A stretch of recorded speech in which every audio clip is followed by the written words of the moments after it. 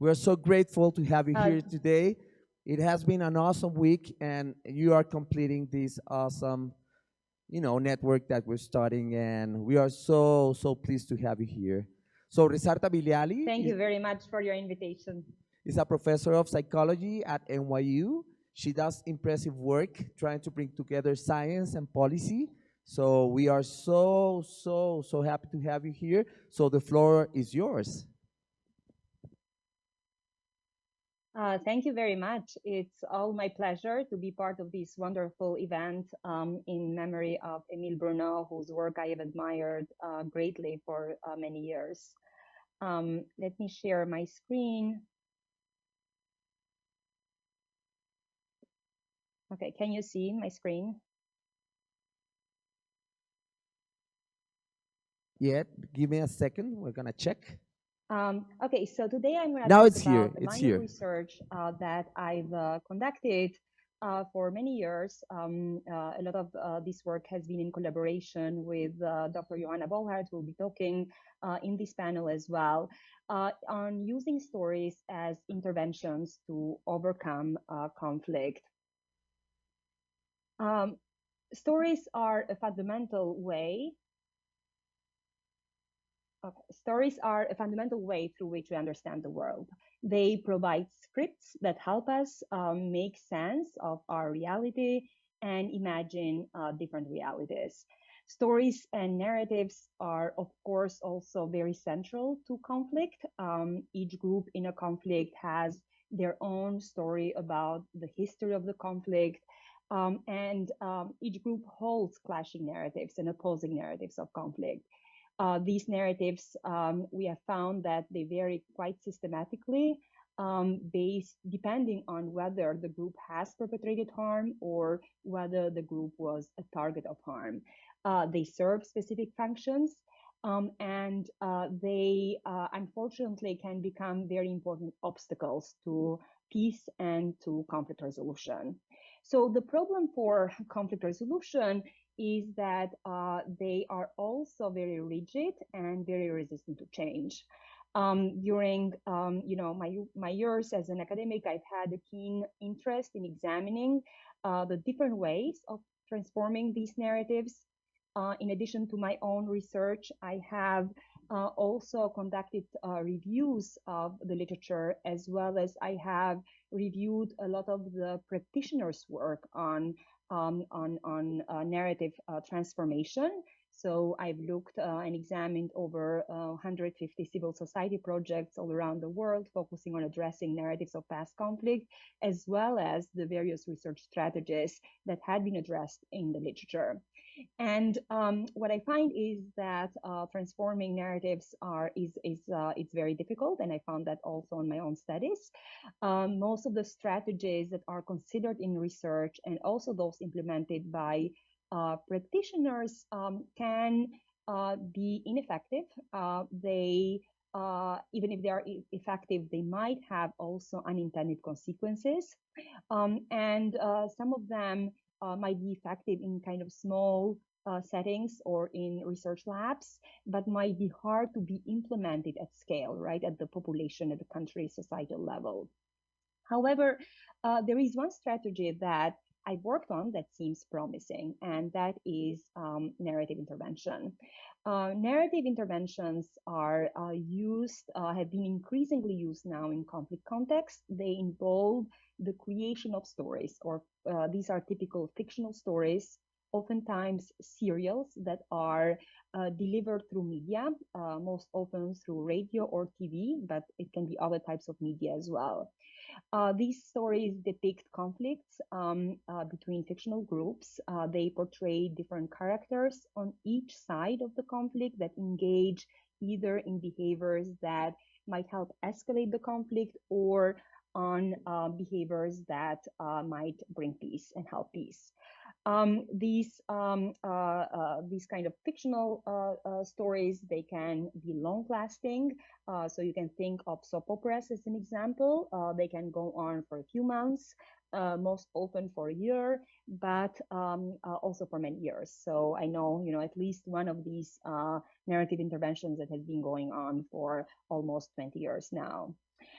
So how do these stories work? How do they impact? How can they impact change? The main approach of these many narrative interventions has been to influence change through what we call role modeling. Characters in these stories can serve as role models who engage in desirable or undesirable behaviors. People identify with these role models and they emulate those behaviors in their own context. Um, in addition, messages, what we call prescriptive messages, are often inserted in these dramas, but the way that they are again inserted through the behaviors of the characters. So the characters engage in behaviors and they provide to the community an idea about what are acceptable behaviors in a community, what is appropriate, right, to do in certain context. Um, so um, uh, uh, we also know that social norms are a particularly influential tool, effective tool to impact behavior. So the way that much of the research in narrative intervention has focused on these narrative interventions and media as a way or as a tool a wonderful tool to disseminate social norms and influence behavior. And there is some evidence from various studies to that effect. So the first study was conducted in Rwanda by Betsy Paluk that studied a reconciliation radio drama that was in post-genocide Rwanda, which used role models to influence, peace, reconciliation, and reduce conflict behaviors. And what she found in a field experiment was that after 1 year, the radio drama influenced social norms about conflict and peace and also led to behavioral change, for instance, more cooperation. So this study really, but it did not influence personal beliefs. So this study really showed that the way that these narrative interventions might work is really through influencing social norms. In my own research that I've done in collaboration with Johanna Bohart, we have extended these findings to argue that role models might not just be vehicles for disseminating social norms, but they might also influence other outcomes. So what we know from the literature on role modeling, one of the main outcomes is that role modeling influences people's efficacy to impact their situation. So efficacy beliefs to impact their own life and to impact the life in the community. So we wanted to assess whether these narrative intervention also influences efficacy beliefs to make an impact in the area of conflict. So in one study that we conducted in Eastern Congo, we collaborated with a creative writers team and we created episodes of a drama that was ongoing, but we created specific episodes for our study that would either feature role models that would work together to improve the community, to address conflict and grievances in their community, or the same characters, right, the same story, but without without modeling these behaviors for change. So what we find is that role modeling of behaviors to improve one's community actually did increase collective efficacy beliefs, as well as willingness to engage in behaviors that were in line with those beliefs.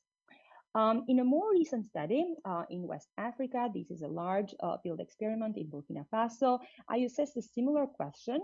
I did a randomized control trial of one narrative intervention there, and one storyline of these interventions specifically featured role models who took action to address community grievance. And there were different community grievances they addressed, but it had a particular focus on corruption.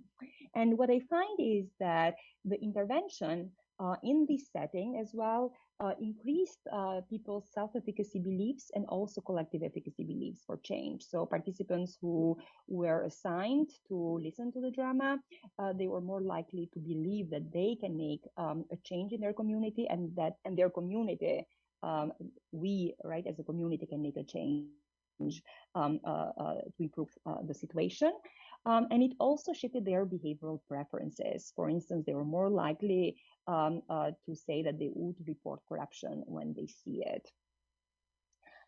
In another set of study, I have examined a different question. We have examined a different question that is more relevant to narratives. So we wanted actually to assess whether narrative interventions can help societies reckon with historical conflicts and violence. So can a narrative intervention actually help to influence people's narratives of their own conflict, all right, of violence in their own conflict?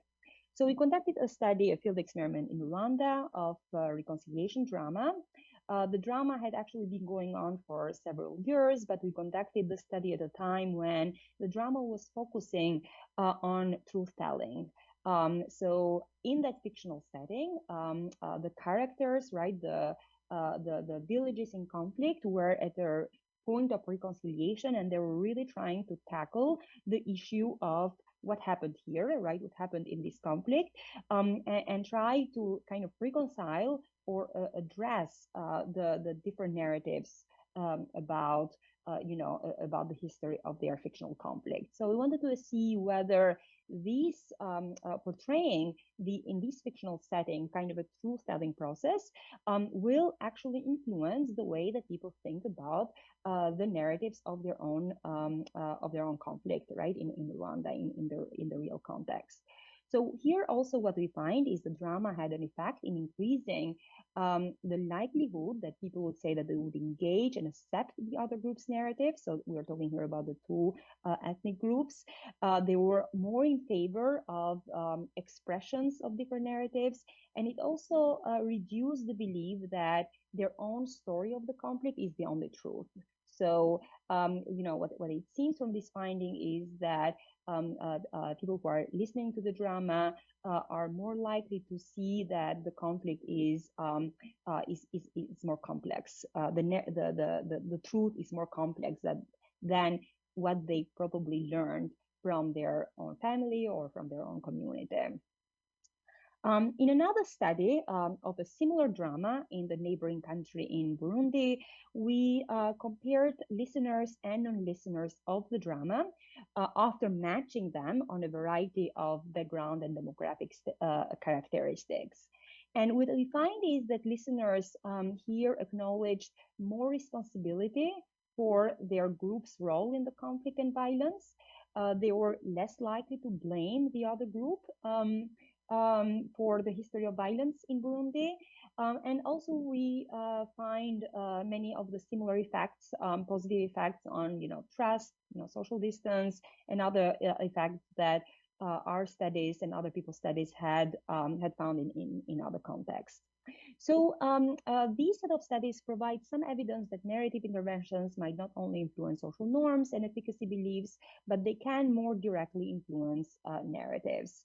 Indeed, when we look at the interdisciplinary literature on narrative intervention, we find that there are different theorizing about how narratives work.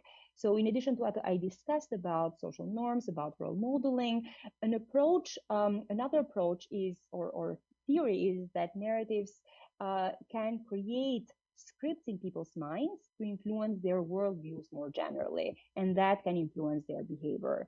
So as I mentioned very early in my presentation, was that narratives, stories help us make meaning of the reality and imagine a different reality. And this is a little bit different from, just the facts that I discussed. So I wanted then to examine the idea of whether a different narrative that try to change these worldviews, I'll call it a raising awareness narrative that does not necessarily include role models, might also influence change. First, let me discuss very briefly why it would do so. So what are some reasons? I could think of at least three reasons for it. Such narratives can put a spotlight on sensitive issues and they can spark discussions, things that we would like in our communities, with the caveat, of course, that we cannot control discussions. They can drive become more positive kind of outcomes in the community, but sometimes they can lead also to more polarization. A story can also have an impact if they are giving voice to narratives that have been typically silenced. So they can acknowledge the experiences and the voices of marginalized groups. And also, a good story can push the audience to think of a social issue in a different light. So it can provide a more critical stance regarding, social issues and grievances, different perspectives. So some stories, for instance, can discuss or put, shed light on the role of power, of powerful institutions, or of powerful groups in contributing to social problems, and it can lead to a different perspectives in thinking about both the grievances, their causes, and their solution. So I took the opportunity to study this question in the context of violent extremism. This context of violent extremism is actually quite interesting because extremist groups tend to exploit narratives of grievances for their purpose. So they are actually they create specific stories and narratives about the grievance, the injustices, and they use them to get support from and appeal to marginalized groups.